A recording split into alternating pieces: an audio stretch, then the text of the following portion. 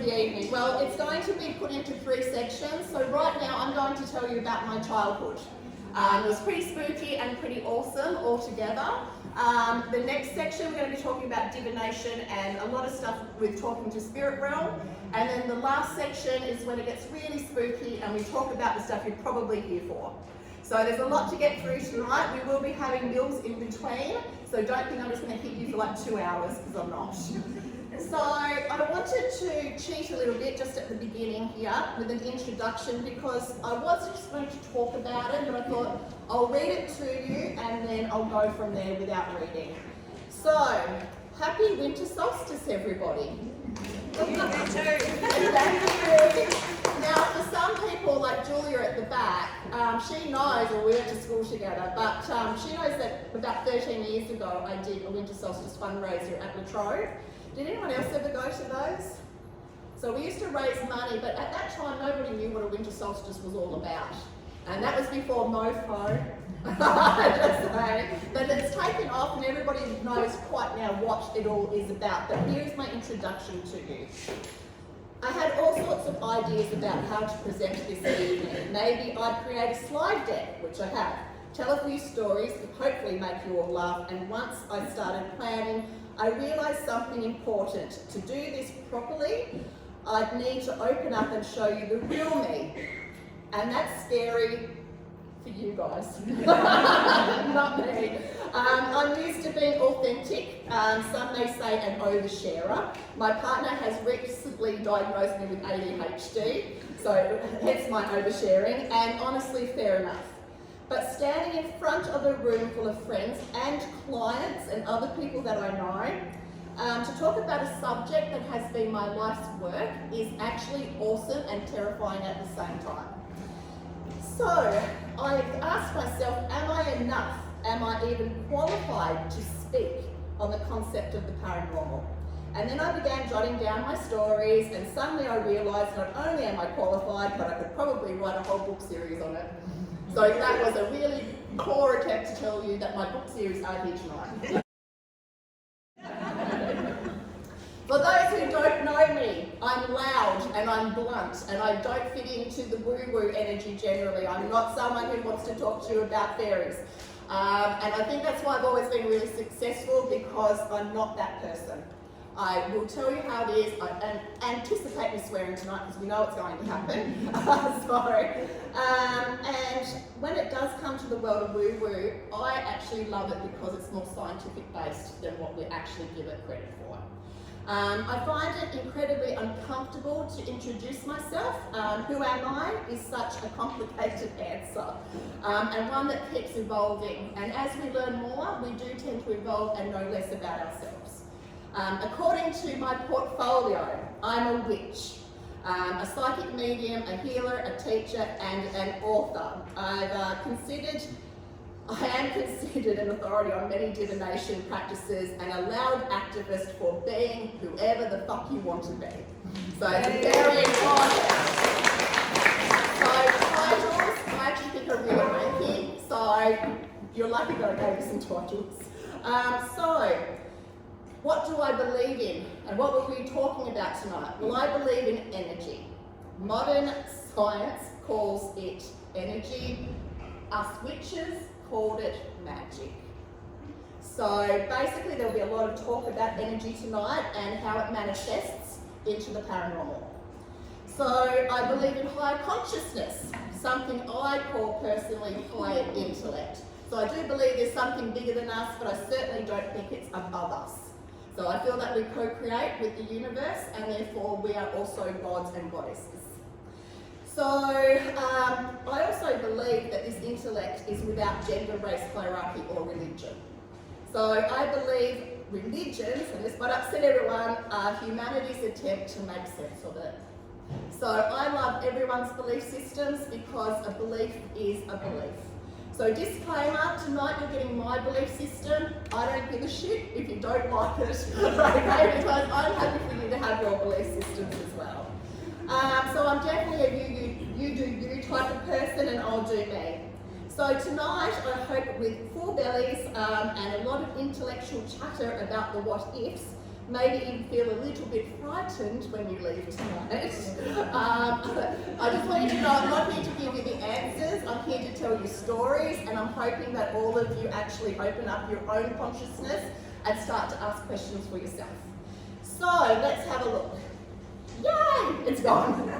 So I'm just going to move that out of the way and go rogue, which could be really dangerous. Okay, what is the paranormal? So I've got here what I was just talking about, so we can skip that bit. What is the paranormal? The paranormal literally means beside or beyond the normal. In layman's terms, it's a bit odd. It's the stuff that we can't seem to explain, but we all love it. I don't know about you, but I grew up loving horror movies and still love horror movies. I love feeling frightened. It's an odd thing, but I love it. So for me, as I was born, that's all I wanted to do. So what types of paranormal are there? Most of us know ghost spirits and apparitions, hauntings. We've all watched horror movies. We all know that poltergeists love to be in horror movies. Psychic abilities, we'll be talking about that tonight. Aliens and UFOs, we'll be talking about that tonight. We won't be talking about Bigfoot, Loch Ness Monster, or out-of-body or near-death experiences, because I haven't experienced that one.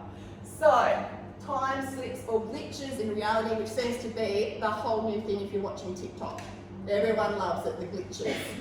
So, winter solstice, why are we doing it tonight? Well, if we want to scientifically talk about it, it is the shortest day and the longest night.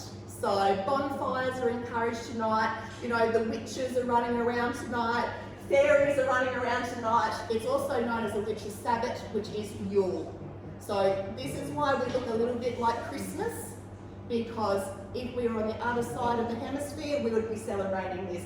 Actually, we'd be celebrating summer solstice tonight, which is a really good party space. Just saying.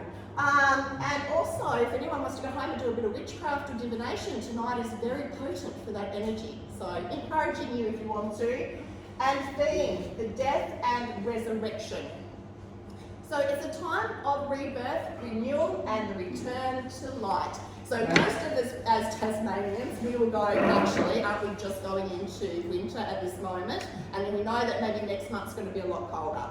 But we are the shortest day and the longest night, and then the next one we're going to have is the equinox, which is where day and night are equalled. But it's always been really important to me, the winter solstice. I think we should always be reflective and move beyond what we see during the daytime. So, your blessings to you all. So if you have a drink, cheers. Cheers. Now, I might feel a little bit uncomfortable for some of you, but please go with me. What I would like you to do is actually close your eyes just for a minute, and I'm going to get everyone just to ground. So pop your feet down on the ground. You can place your hands wherever you want to. And hopefully you'll trust that I'm going to help you. So just a few deep breaths. And I'm just going to speak, and then I'll ask you to open up your eyes after that. I cleanse this space of all that does not serve. Only love, light, and the highest truth may enter. I call upon divine light, our guides, our guardians, our ancestors, and all energies of love and protection. Surround this space and all who enter with a shield of light. May all who gather here tonight be held in safety, joy, and unity. May every person be protected, uplifted, and blessed. Let no harm come near this sacred space. So it is. So you can open up your eyes now if you like. Everyone feeling a lot safer now? I know somebody didn't want to come because he was worried we're going to get the ghosts and spirits in, and I just said we might be sacrificing him later though. So, intuition. My whole childhood was intuition. So if you split it up, it's school. Everyone in this room, I believe, has intuition and gut instincts. The difference is it's a little bit like a basketballer. So some people are naturally good at basketball, Some people work their asses off to be good at basketball, and some people don't want to play basketball. And that's how I see psychic ability. Some people are naturally born to it, others really want to do it, and there's the others who couldn't care less. So most of you might be open to it tonight, which is really good, and hence the reason you're here. So let's have a look. Yes, it comes at a price. The more you open up, the more you see, the more confronting that is. So I wanted to tell a quick story about when my mum died. She died of ovarian cancer at 62, and I rejected everything that I believed in because I was like, what a crock of shit, and the world can go to hell. I came back naturally to what I actually believed because I believed it, rather than my mum's influence and my childhood. And I knew that it felt right to me in that stage. So childhood. I come from a line of psychics. So my great-great-grandmother was a medium in the UK, and I want you to imagine what seances would have looked like back then. Pretty dodgy, and forever like pulling things out of their mouth and their nose. I don't know why they did that. So basically, it was a pretty big deal in the late 1800s. Mediumship became really popular, and everybody wanted to do it. So I'm not sure if my great-great-grandmother was a con artist or not, but she loved to be open to this stuff. So she frightened my nan so much that she banned any psychic stuff going on in the household. However, my nan would quite often turn the kettle on before anyone arrived, because she just felt that somebody was coming over. So even though she tried to deny that we had the ability, it was still strong in her. Now, my poor mum. Here's Mummy Kate. Did anyone ever go to Mum? Yeah. So Mother Kate, Mother Bear as I called her, was absolutely a delight to have as a mother because she taught me a lot about psychic stuff, but she also was my playmate. So when I was born, I was like everything occult. I wanted to be a witch as soon as I read Megan Mogg, because I thought, wow, this girl's got it going on. She's got her own place. She's got a cat, and I was like, no man to tell her what to do. And I just thought she was amazing. So Mum, she started to learn, and I started to learn with Mum. So she would take me to all different events, and which really opened me up to everything that I wanted to learn as well. Now, I wanted to say, as a child, I was a little weird. Now, I don't know, does everyone know this book, 1984? Does everyone know Big Brother? Yes, so this man wrote about Big Brother. Now when I was little, I used to tell my mum that I could see a TV screen in my bedroom and that there were people watching me through that screen. So I used to be terrified to go to bed because somebody was always watching me. So if you now research that, because I did psychology at university, it's signs of schizophrenia in children when you have these kind of hallucinations or visualizations. It's really difficult to know if your child is psychic or if your child has schizophrenia. So luckily for me, I had a mother who thought I was a psychic, and so medication was not had. So what I learned about this, so when I went to school, I learned about this book in grade 9, and I thought, oh my God, he's writing about how I felt when I was little. He's talking about us having people watch us inside our homes, and now we know that they do. So even though he didn't believe in what I believe in, he certainly was able to predict the future. So I believe any kind of creativity actually is our way of channeling our own psychic ability. Now, here's the question. Are we living the same life on repeat? I have been really questioning this the last few years. It would explain deja vu. It's because we keep doing the same thing. When we meet somebody and have an instant dislike to them, maybe that's because we've met them thousands of times before and we still think they're a dickhead. So I just wanted to put this out there as a question, because like most people believe in reincarnation or they don't believe in anything. And so really it's just a question, would you want to keep repeating this life over and over again? Now, a few years ago I would have said, no, I'm not coming back doing this again. And now I go, oh yeah, because I want my same children. and I want this, but I would really like to be able to do it a bit better. Now, visual hallucinations. Does anyone ever close their eyes and see snakes and spiders or any kind of different visions when they're asleep? Yeah. So, what was that? Jolt awake. Oh, jolted awake from it. Were you going to say something? Oh, yeah, I've seen animals too. Yeah, animals too. So I had a lot of this when I was a child, so we had to leave the light on a lot because they were absolutely so visual to me, it wasn't funny. And it still happens even today. I will like wake and still see like buzzing flies and things like that in the room, and I can look away thinking if it's visual, it will come with me and it will still be where it was. So they have that, scientists believe that it's just that waking hour where your mind is still in dream state, but your physical body has woken. I can't prove if it's real or not, but I want to know why I didn't see nice things. That's my question. Why is it always scary things? So the Shadow Man. Does anyone know about the Shadow Man?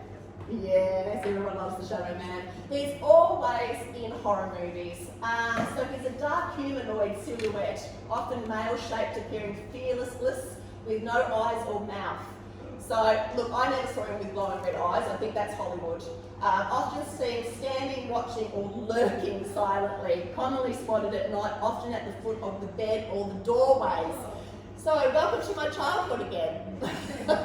So, unlike normal parents, my mum went, well, do you think he's got something to tell you? And I was like, I'm not asking. There's no need to ask. But he would come and visit me quite regularly, and I didn't really feel that he was had any malice or that he was going to hurt me. He would just stand next to my bed and just wait patiently. So for me, I started to think about the fact that we have demonized a lot of energies. We instantly think they're evil, where this person could just be checking in on me, because he never hurt me once, and I never did ask him what he wanted. So, of course, science has an explanation for it, and I'll let you read that to yourselves. So, I'm not the only one. My son had a visitation when he was about 10, and he was brave enough to get out of his bed and actually walk towards it. So he said he got about this far to touch it, and he went, no, I'm going to go hop in bed with my sister. So his sister's 3 years younger, so apparently she saved the day and didn't even know about it. So there's always a scientific behind the paranormal, but we can't prove either. So it could mean a spirit of the dead or interdimensional beings, a demonic entity or psychic parasite. You can see these are not complementary. A watcher, guide, or even a traveller. Now, I love sci-fi. I love the thought that this could be someone from another dimension.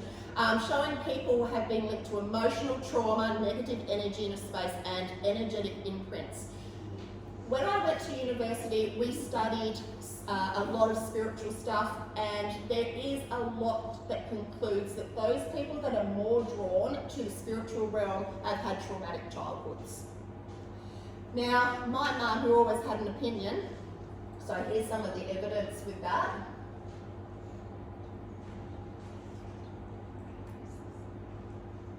So lots of trauma, but this is what my mum believed, that trauma creates hypervigilance, which increases our natural ability to sense the paranormal. Because if you're living on your nerves and you're having to keep yourself safe, then of course you're going to start feeling things to keep you safe. So if there's other energies around, that's definitely going to increase. So I just want everyone to close their eyes, and please don't cheat. I want everyone to close their eyes. Okay, so I have to be honest, my family came from huge amounts of trauma. So my great-nan, my nan, my mum and myself, we all had major trauma as children. So I can't prove that it isn't just because I had a traumatic childhood. However, as well, child trances. Who's got kids at home? Yeah, they do weird shit, kids, don't they? Just do weird stuff. So I'm hoping tonight that you go, actually, maybe it's something else that's going on. So childhood trances, I would often go into a childhood trance. So much so that my sister panicked and actually thought I was dead one time. So, but I remember doing it on purpose. where I would just go, right, I'm going to go join the universe, and I would go off for about 15, 20 minutes. So it became quite normal for me to do that. That's me. I'm adorable. So you see that I look fairly normal. But my sister in the middle here, she has been the best sister ever. She's also into this. To be honest, most of my nieces and my cousins claim themselves to be witches or spiritual people. So it's really strong through our bloodline. Ouija boards. Did everyone just get really tense there? Oh, the Ouija board. It's French, of course. I've got one here tonight just to freak you out. Controversial tonight and say actually it's probably the user, not the Ouija board. So this is my pride and joy. It actually came from here, from Wendy, so Kat's mum, and I got it done in Devonport. So I've been using Ouija boards since I was a kid. So Mum and I would quite often, with a Vegemite glass and some cut pieces of paper, we would do a Ouija board, and we had no idea what we were doing. So we weren't white lighting, we weren't protecting ourselves. We were basically going, whatever you've got, show us. So I don't recommend that. This is with the Ouija board that I loved. So, but I'm going to tell you the scary one first. So Mum and I would wait till Dad would go to sleep, and then we'd get the Ouija board out. We never told Dad we were doing this, and I feel terrible that we left him very open to psychic attack. So, and one night the Vegemite glass actually went off the table and smashed. And we went, uh-oh, too much, and we both went to bed. Now that night I had poltergeist activity in my room, so imagine the horror movies where things are scraping across the top of things. And it wasn't until I hit the light that it stopped. And that taught me that any energy or poltergeist activity, any spirit realm, isn't as strong when the light's on. So if you ever get home tonight and you're a bit scared, just leave the light on. Now, the good story is that I was with my auntie when I was about 19, with my mum and my auntie, and we decided to do a Ouija board, and we noticed that the temperature gauge went down. It dropped quite significantly. That doesn't always happen. But someone came through who kept telling me how much they loved me. I love you, Joe. I love you, Joe. I love you. And I was like, who is this? And it spelt Cohen, C-O-E-N. And I was like, oh, that's so lovely. Now, everyone else probably would have thought that was creepy, but I didn't. So I called my son Cohen after that, because I was like, well, if he loves me, then that's fabulous. But at the same time, it also spelt out, Jack will die. Jack will die. And we're like, oh God, who's Jack? Well, the very next day, Auntie Nisha's dog, a Jack Russell, got hit by a car. So, yeah, so it can, I mean, a lot of people think it's all low energies. I think if you think it's got low energies, it will be low energies. I think if you set boundaries with them, so I've given you a couple of things to learn. So there's Poltergeist and Jack. Set some clear intentions. Everything is about intention. So protect your space. Use the board with like-minded, grounded people. Always open and close the session respectfully. Ask for communication from high vibrational spirits, and keep a journal to record messages and patterns. I don't do that, I've got a really good memory. Trust your gut feeling. If it feels off, it is off. To be honest, a lot of Ouija board stuff is just random crap, but you might get someone through who's actually really amazing at it. So don't use the board alone. Don't open the session if you're feeling tired, angry, upset, or unwell, because low energy brings in low energy. Don't treat the board like a party trick or joke. We all know we do. We all do it. A few drinks, let's get the Ouija board out. Don't allow provocative or fearful questions like, when will I die? If you are asking spirit realm about things like that and they are low energy, they're going to lie to you. They're going to think it's hilarious. So don't forget to say goodbye. Spirits can linger if the portal isn't closed, and don't assume all contact is truthful. So who's used the Ouija board? Yeah, really? Yeah, just doing it right now. Now, for everyone, I had cleansed the space, so don't panic. Now, aliens, I bet you didn't think we'd be talking about aliens tonight. Aliens are at the moment my favourite thing in the whole wide world to be talking about. So, the very first alien encounter I had was with my mum. And we were in the middle of a country place visiting an auntie. Seems to be happening around the Ellis girls for some reason. And Mum and I had to share a bed together. And I remember that coming through the window with these beautiful little sparkles. I'm hoping, no, I haven't got it there. Little sparkles that just looked like orbs, but they were almost electrical going as well. And they came in, and I remember thinking, oh my God, what's that? And then I went to sleep. The best sleep I've ever had. If you think it going right. Now, what happened the next morning is that my mum actually said that she'd spoken to the aliens that came in. So I wasn't privy to it. I wasn't allowed to hear what they had to tell her. She promised me before she died she'd tell me, and she didn't, and she hasn't come through and never told me what it was anyway. But this is a house in Thelston. This is where my dad grew up, and that's actually my dad just sitting right in there. Now, my grandfather used to play cards, and he didn't drink on this particular night because he took it fairly seriously. So we know he was sober. Now, this is out at Thelston. It's a big farm place. It's a beautiful home, and it had people over. Now, that night, my granddad went outside for what he called a slash. And he saw a UFO hovering over his paddocks. So this was back in 1960. My dad still remembers he came in white as a sheet. He didn't believe in this stuff, but that night he did. So he told everyone, I've seen a UFO, it did this, went off, and the newspaper got hold of it, and my grandfather was ridiculed, as you could imagine.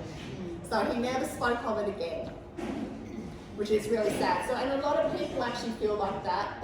They're embarrassed to talk about things that are a bit woo-woo because people ridicule. So there's a lot of stuff we don't know that's going on. So this is kind of the orbs that I saw that night come through the window.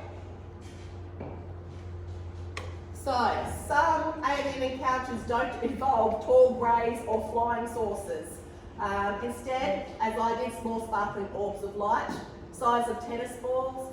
Have people seen orbs in photos or just in their own eyes as well? So that's energy of some sort coming through. Often seen in bedrooms, fields, and during meditative states. Move with intelligence, purpose, and often appear and vanish suddenly. I've had two come in very strong and attack me, and just kind of go through me. So that scared me a lot. So I'm not sure what it is, but if you guys have any kind of clue, let it out there. So the ET consciousness is light form. So this is where it's a little bit like sci-fi.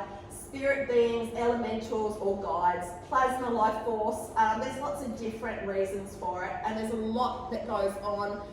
She's not here tonight, but I have a friend who worked for a place, and she said that she believes that Coffs Harbour is full of it. So if anyone's going up to Coffs Harbour, you can take. So, chapter 2.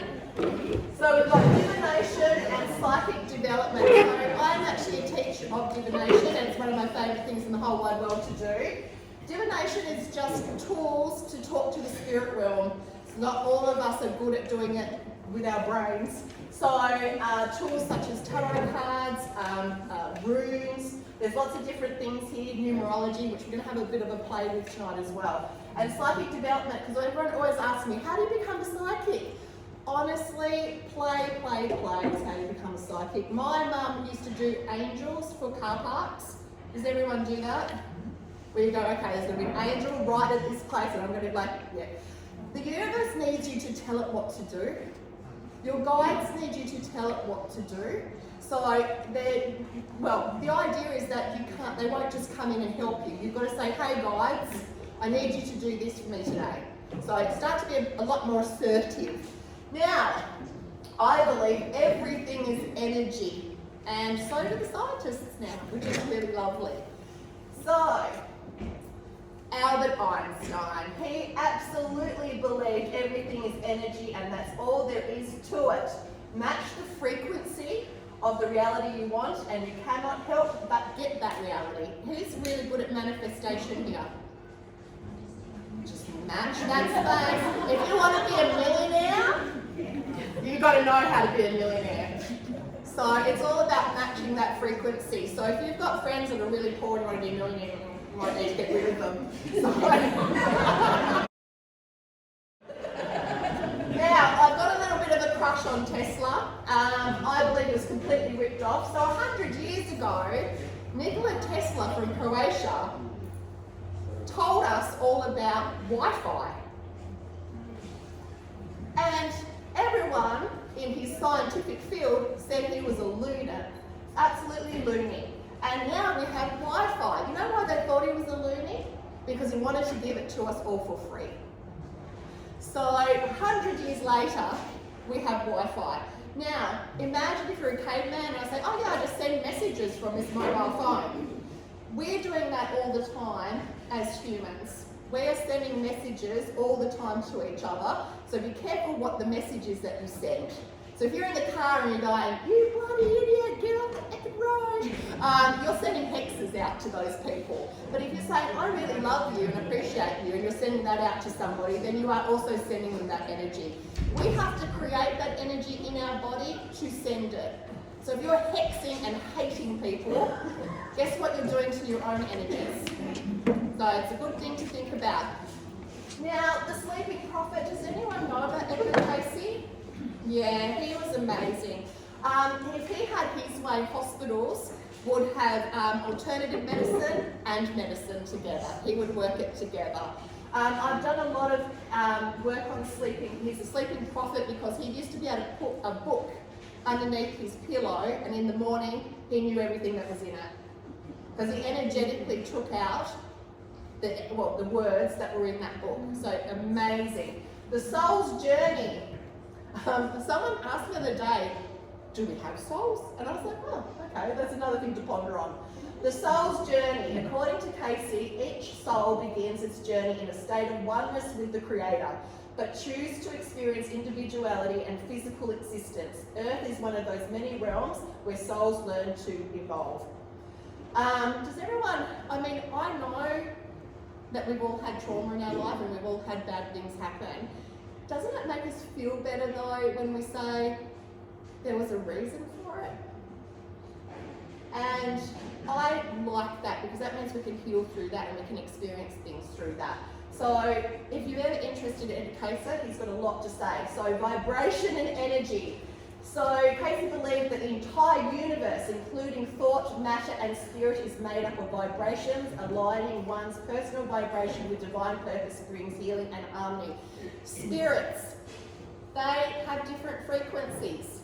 So if you're wanting to talk to, say, your ancestors, they have a different frequency to the house ghost. So where you're at, I believe you cannot have bad energies come at you if you're at a high frequency.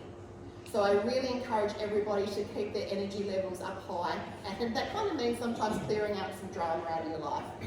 So scientists believe at the deepest level, what we call matter is really a stable pattern of vibrating energy. The entire universe is a dynamic web of energy interactions, constantly in motion, constantly vibrating. Witches already knew this. So why do you think witches send hexes at midnight?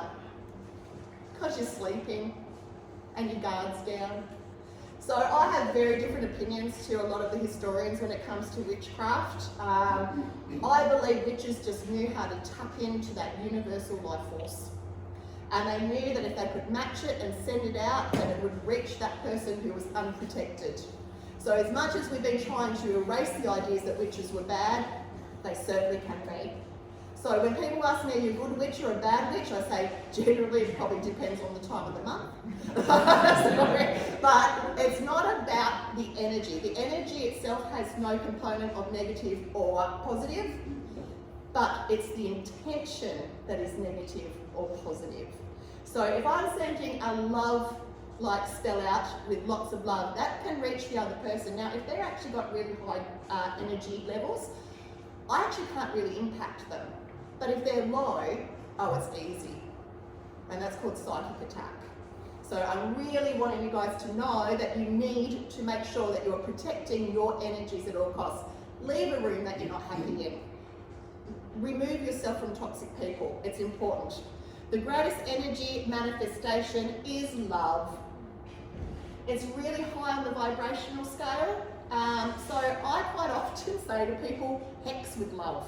So if that person that you can't stand's at work, but you know you've got to continue working with them, send them love. It's hard when you don't like them. But if you send them love, you're almost disarming those people from being able to psychically attack you. Because you're hitting, not only you're building love, but you're also sending it, and they'll feel it. They'll be weird with you for a few days, because they'll go, oh, okay, something's weird going on here. So, greatest energy is love. Now, energy has different names. Prayer. I'm sending you a prayer of love. That's me sending energy. Magic. That's me sitting, around a bonfire and doing some spells. Intention. Everyone talks about intention these days. It's really important. What is your intention? Before you do anything, ask yourself what that is. So for me tonight, and Kat knows, my intention is to learn how to speak in front of larger amounts of people. Because one day I would like to be able to do mediumship and not shit myself while I'm doing it. I get so nervous that I can't do it. So that's my manifestation, means action it.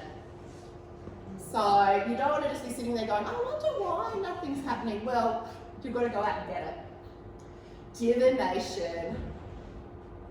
Okay, divination is the practice of seeking knowledge, guidance and insight through supernatural and spiritual means. So rather than relying on your logic brain, divination taps into your intuition through symbolism and other communication with spirit guides. To feel is to know. So a lot of people ask me in the red room, are you always psychic, Jo? No, I turn it off. I can't be bothered. After a day in the red room, I don't want to read for anyone. I don't want to feel your feels.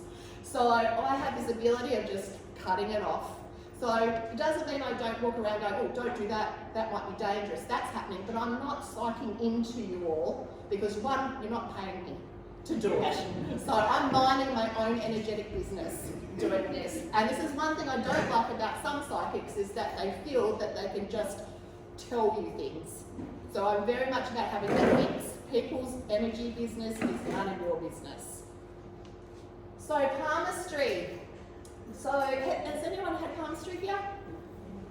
Yeah, so a lot of people do palmistry. I love palmistry. So it's basically using the hands. Now, everyone knows which hand they write with. That is your doing hand. The hand you don't write with, that's your planned hand. So the idea with palmistry, you can't really see that unfortunately too well. So I might as well just do this. So this hand for me, by the theory of palmistry, is that I created my own life, potentially with a co-creator. And I popped it on my hand. So it's like a roadmap to my life here. The good, the bad, and the ugly. Then I was born, I can't remember the plan. So now we have the doing hand. So the doing is basically how we're going with it. So I read hands together because I like to see the overview.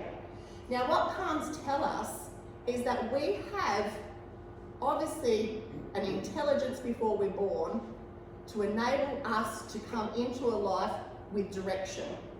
So it's a little bit like your mobile calendar. Your mobile calendar. You're popping your notification and the dates. You get your notification, and then you go, I can't be bothered. Like some of you tonight probably like, oh, I really can't be bothered, but you've committed. And you paid, so you came. But if you hadn't, you'd be like, oh, I'm just going to stay home where it's warm. So I believe that we have choice. So Mum and I would have huge arguments about fate versus free will.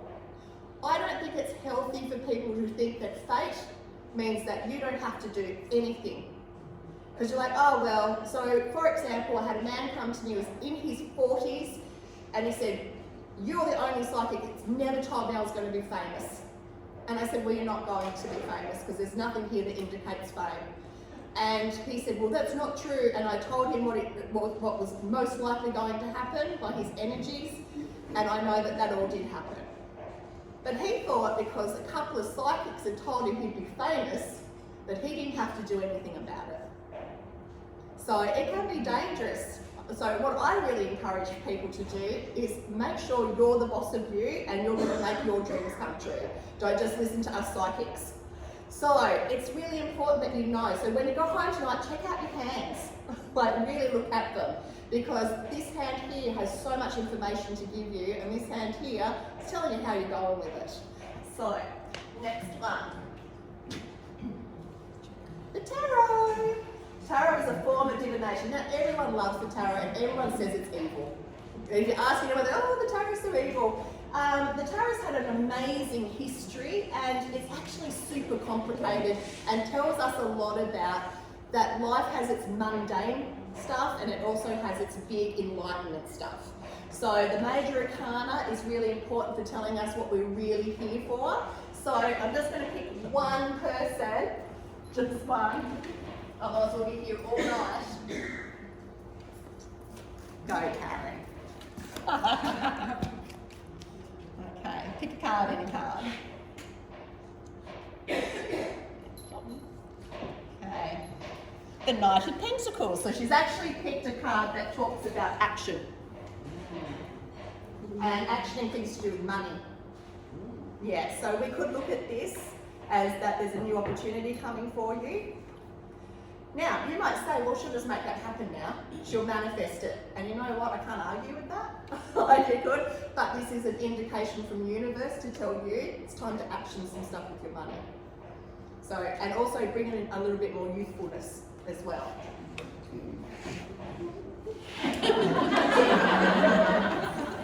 Now, the Fool. So the tarot is all about the story of life. So if you wanted to deep dive into tarot readings, it's all about that we all have a journey and we're all important and we all start off as little babies, very naive, and we create as we go through. So the Fool is all about moving forwards. Pendulum. I do have a pendulum here tonight.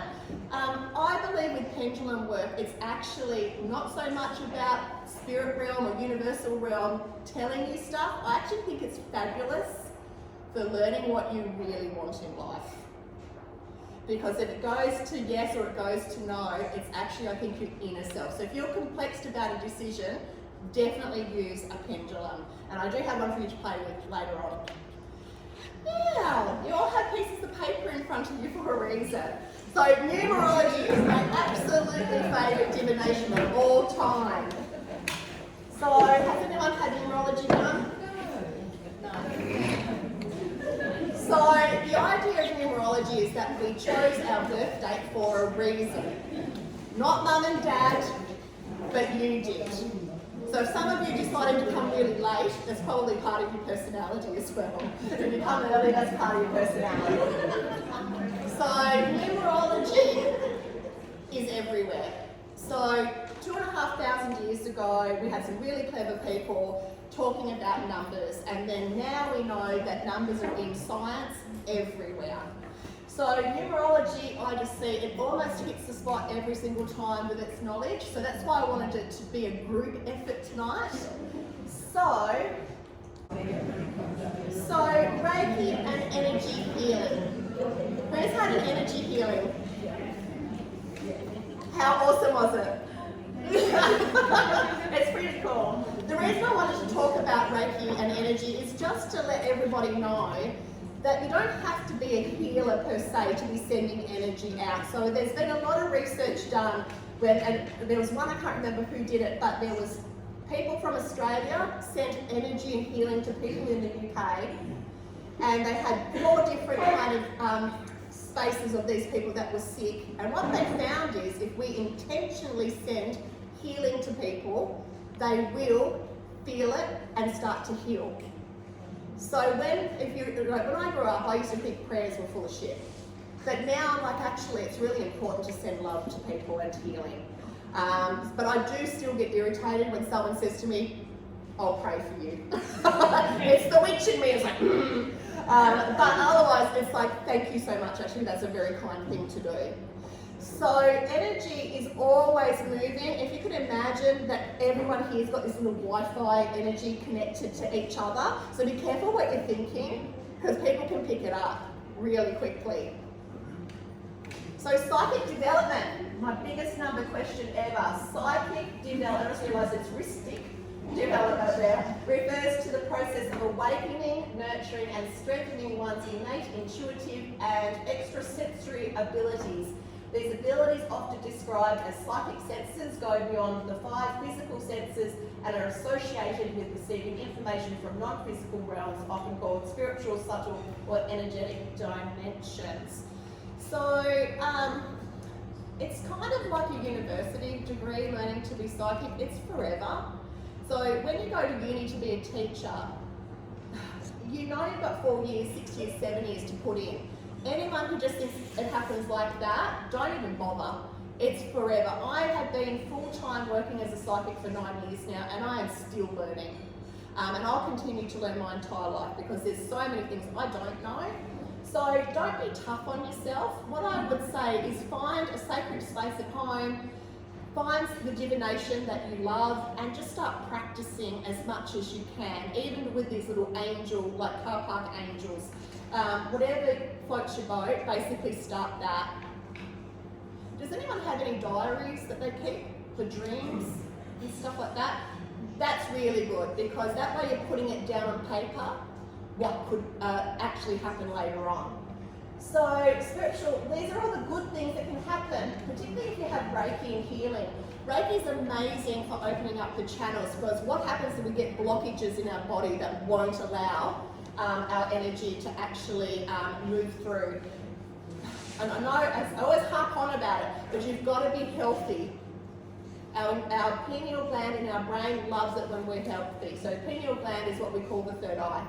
So the healthier we are, the less stress we have, the more likely we're to listen to that intuition that's actually guiding us. And how to begin. So everyone goes, oh, I can't meditate.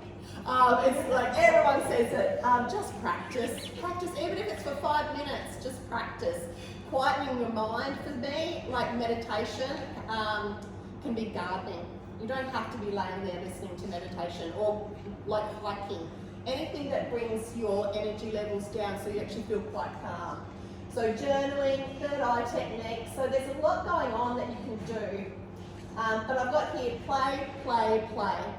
When I start to get too serious about my job and I start to panic about am I actually going to give someone the right guidance, I just remember my mum and I playing. And we used to get so excited about it. So you can imagine, who's watched Ghost here with Whoopi Goldberg and that? And you know, and she's like, oh God, they're coming through the door. That's what it's like for me now. I don't get excited when I talk to spirit realm because it's just like someone walking in and someone's walking out.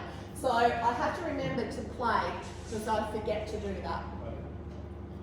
Clair senses. So has anyone seen things with their eyes? Did you believe it when you saw it? No, no one does. Do you see it at the peripheral? Yeah, quite often we'll see movement on the peripheral sides. So clairaudience, who's heard? Yeah. Did you hear it in your own voice or in another voice? Different voice? Fern, my daughter. Yeah, heard through there. Clairsinging, so clear feeling. We do this actually all the time. You can walk into a room and you know there's been an argument. With 2 people, you can just sense it. It's like, oh, something's gone down here. Clear cognizance, clear knowing, insights. Number 4s, they're really good at foresight. I call them eye rollers because they're like, oh, that's so obvious. Like this. And clear smelling. How beautiful. Like it sounds awful, but I used to be able to smell my dying dog after she died. And I used to know it was her because of that smell. And clear gustance, clear tasting. That's when you actually can taste it in your mouth. You know, okay, something that's a bit bitter, what's that happening here? So, like, do any of you really feel intensely about any of those? A lot of people can do all of it. They just don't know that they're doing it. Got it. Actually, it's probably spirit because I'm sure it was that way. Where was it? So it came from a bad relationship, was absolutely shattered, and then one day I woke up and I felt like the other half of me had returned. So I thought to myself, maybe some of me had gone somewhere maybe half this energetic energy of mine was in some place where it could be healed. So that starts to ask the question, are we actually always fully souled in our bodies, or can we actually be elsewhere as well? Learn to listen. I don't hear spirit just like someone's talking to me in my ear. I hear it in my own voice, in my own thoughts. The difference is I know it's not me doing it, so I call it imprinting. They're imprinting information into my psyche. They're showing me pictures, they're showing me words, they're showing me all these different things. So most of you are probably being imprinted all the time and have no idea, because you think it's your thoughts. So if you suddenly think of someone who's passed, suddenly out of nowhere, it's probably them imprinting, going, hey, we're here. Spirits are amazing at giving signs as well. They love music, they love to play with things, they love to touch you, they like to play with you as well. So if you do have, imagine that person doesn't lose their sense of humour on the other side. They usually come in with it as well. So start to listen well. Now, spirit pets. Who's lost a pet that they absolutely loved? It's so gut-wrenching, isn't it? So my dog Sandy, when I was born, slept under my cot, and then basically for 18 years I had this dog. And when she died, I could still feel her jumping onto the end of my bed and pressing down on the covers, and then I could smell her. So pets, I think we can choose to stay in pet realm, or we can go back into the, the wholeness and the collective and be another energy. Not that you need to show hands, but losing babies is also quite traumatic for a lot of people. My belief system is that babies that, just say you've had an abortion, I know it's a tough subject, a lot of people feel guilt from that. That baby, if I look at the hands, because hands will show you grief, says that this child knew that they were only going to be there for a little bit. So it's for the lesson. Some babies go back out and they go back into the collective. Some babies choose to grow with you in spirit realm and actually become the age that they would have been had they not passed. And some also believe that the babies go straight back in and become the next child that you have. So there's lots of different theories going on, but spirit pets, they'll definitely stay with you. They want to stay with you because they know that you're hurting. I think we have choice to how long we stay. So that's why I think we don't have great-grandparents coming in, great-great-grandparents coming into the room, because they're off doing something else now. They've done their job. You no longer need that connection. Now, this is where Red Room, Reiki and Readings, which is my business, started. This isn't the technical house, but I just picked one for drama. We were told not to buy it because it was cursed. That's why we bought it, because we wanted a cursed home. Little did I know what that meant. So the Red Room comes from an actual red room that was in the middle of this beautiful cottage. And the reason I chose this space was because a lot of hauntings were happening in it. I thought, well, this is the place to start my business. This would be amazing. So when I was painting it, somebody actually, like an energy, kicked out the ladder from underneath me, and I went down. And I was like, okay, so we've got someone who doesn't want me here and doesn't want me changing things. Quickest way to fix anything that's going on in hauntings, paint. There's something about painting that just settles the whole energy in the room. Also, anyone who does any renovations, that can also stir them up as well, because they don't like you coming in and changing the energy field. But you need to do it. Also, have a party. It's one of the quickest ways to do it too, bringing your energy in. So eventually I realised that I had to actually confront this spirit, because I knew it was a male and I knew he thought he was the boss of the house. And I don't know if I'm very territorial, I'm paying the bills, pull your head in. So I learned a lot with that. Now with that, I actually went in and confronted him, and I had it out, and you know what, he stopped all the haunting or all the carry on. But then we had another one coming. So my partner at the time was a believer but never saw. We were watching a movie, and I remember it was the most boring movie we'd ever watched, and I think I was at that stage where I was going to say, can we just turn this movie off? And we had big sliding doors beside our lounge room, And this image walked clean past on the outside. So I've looked, because now I'm not seeing these spirits in my subconscious, I'm seeing them with my own eyes. And she just floated across the screen outside. And I looked and thought, what? And he turned around, and then that's when I knew he'd seen it as well. So quick as this thing, I went out and chased it, and it disappeared right in front of my eyes. So I know it wasn't like someone trying to fool me into thinking that we've got something. The white woman is really well known in the whole world. She is often talked about, and she comes with sorrow. She's a warning to tell you that there's something negative around you or something bad's going to happen. Now that relationship in that house was the undoing of me. So I think she'd come to warn me that I needed to be protected. But at the time I didn't know that. So if you ever do see her, be grateful, because she's trying to tell you be careful. Now, what I learned in that house was to be the alpha. If I'm the boss of my territory, good luck you coming in and taking over. So people always say to me, how do I protect myself? Well, be the boss. Energies cannot do things to you if you don't allow them to. So I'll quite often say, you're just being really rude and you need to stop it.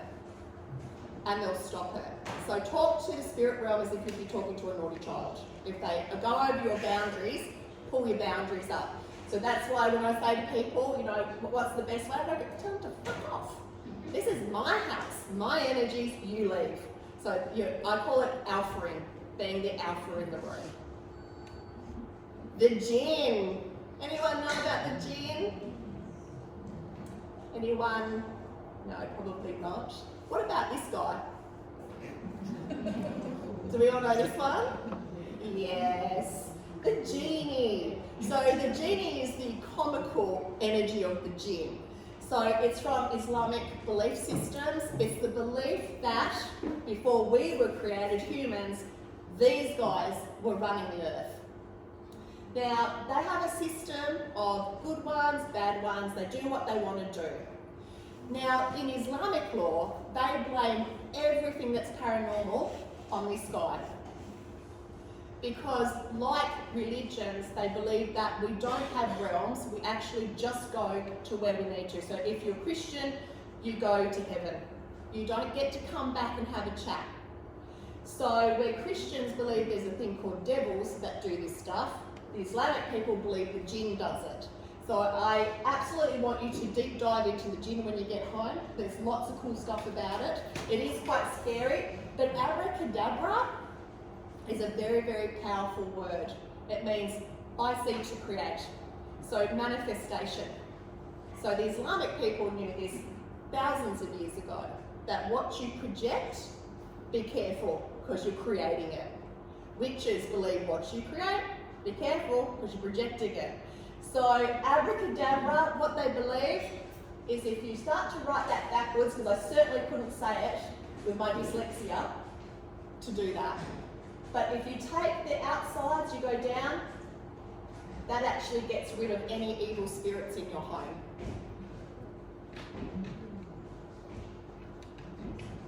Sleep paralysis. Who's had that? Isn't it terrifying? I'm surprised there's not more. Actually, was it just 2 that's had that? Okay, so sleep paralysis is known as waking up. So a couple of stories. What generally happens is you hear a sound from your left side and it will jump you awake, and then you'll have this piercing energy jump on top of your chest and try and almost suffocate you. Scientists believe that this is because we are half awake, but we're still dreaming.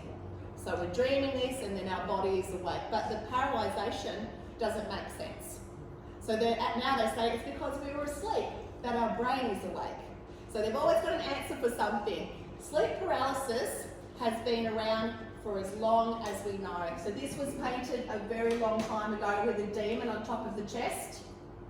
So that was sleep paralysis. It's really, really common, and a lot of people have it. It's usually when you are stressed or there's a lot going on or you're a little bit scared. Now, for me, the first time I had it, I was pregnant. And I remember being terrified by just being a mum. And so this doesn't surprise me that it happened at the same time. Now, I've only ever had it a couple of times. You cannot speak, but your brain is wide awake. So everything is paralysed. But my sister, and I've asked her permission to actually talk about it, she has this so frequently that she knows when it's about to come on. So her first time was in the hospital. Strangely enough, she'd just given birth, and she heard someone go, "Hey, Jane." What they do is they disarm you so that you think it's someone you know. And so you relax, and then bang, they're onto your chest. It happens, it can last maybe a couple of minutes, or it can last maybe 10 minutes. It's terrifying because you are absolutely paralysed. Oh, I can't believe I've come around to this bit so quickly. Oh, I don't want to stop talking. Surprise, surprise. So I've got a picture of me here at the Wailing Wall in Jerusalem. So I went there in 2018. Now you might be surprised, what's a witch doing in Jerusalem? Well, I'm a witch who loves to study, and I love to study religions, and I love to understand why people believe what they believe. Now, the reason I'm talking to you about this is because I've got this beautiful kind of rounding up of the evening. So here I am at the wall.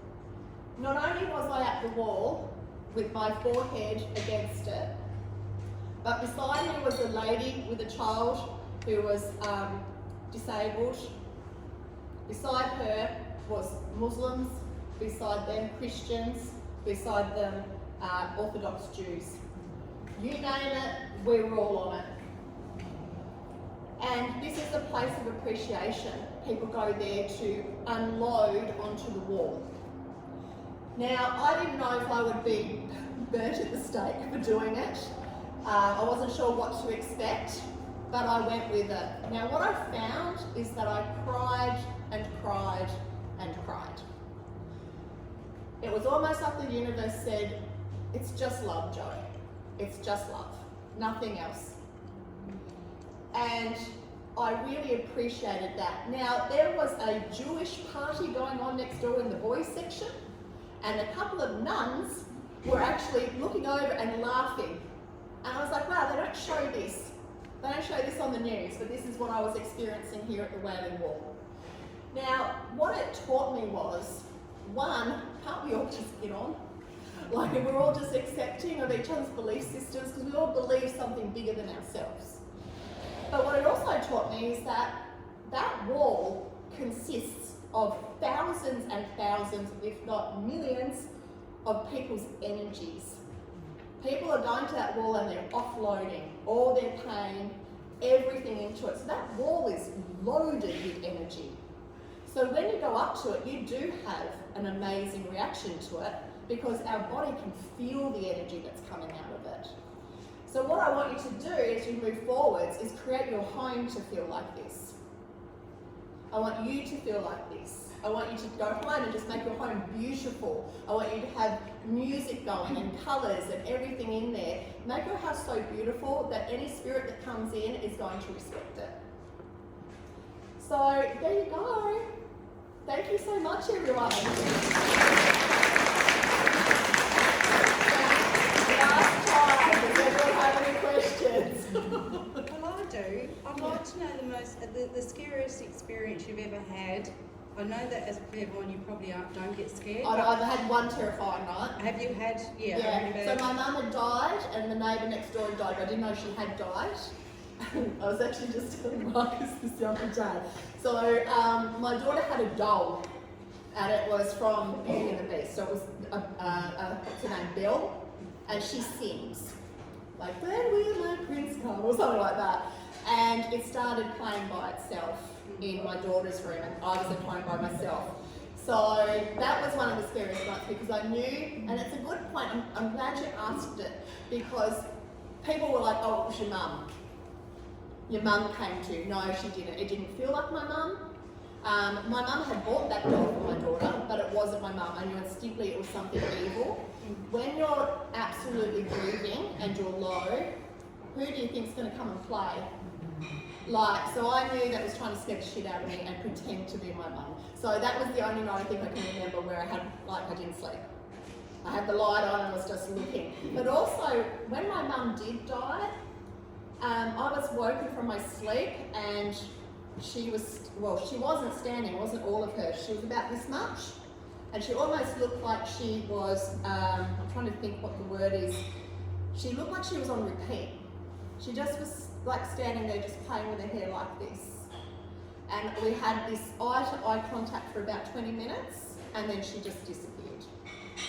And I could not feel my mum again for like at least 6 months. So I don't know where she went, but she wasn't with me and I was really pissy at her about it because she promised me she would change the clock dial when she died, just to prove there was an afterlife. Tell you what though, she's played with my clock on my mobile lots of times. So she's got quite savvy with doing it. So thank you for asking that, because yes, I can be spooked. I have been choked as well in a reading. I got choked by a grandma of all sorts. So, which I told her that was really rude and she wouldn't be doing it again. Also, people that suicide, they tend to come in a different angle than most people as well. They used to come in all the time behind me. It's almost like they're slightly ashamed, or they're just letting me know that they left this world to their own vices. So, any other questions? Feel free to message me if you do have any questions and you're not like, because you'll get home and go, I should have asked this and I should have asked that. So I don't know where Kat is because I wanted to say thank you to her. In the kitchen. Oh, she's doing it.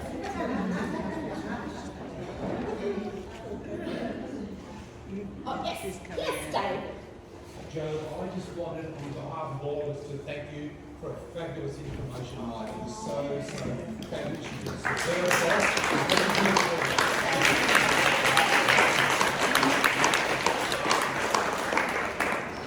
So, Kat came to me for a reading, what, 2022 or something? No, 2020? So, yeah, 2020. Now, people might be surprised, but we're both Scorpios and we actually really like each other. Yeah, exactly. So when we've always wanted to do a collaboration together, and then it was just me. Yeah, no, it was basically me just getting the game enough to do this. But you're already set. So thank you so much for pushing me out of my comfort zone. And what about you? You did amazing too.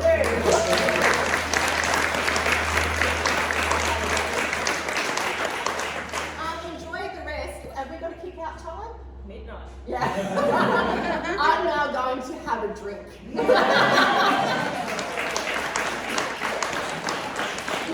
So I don't think I put anything up yet. Oh, raise your vibration. Here's me. Any questions? No. Enjoy the rest of the evening. Don't rush off. There's a fire pit outside. Just be merry.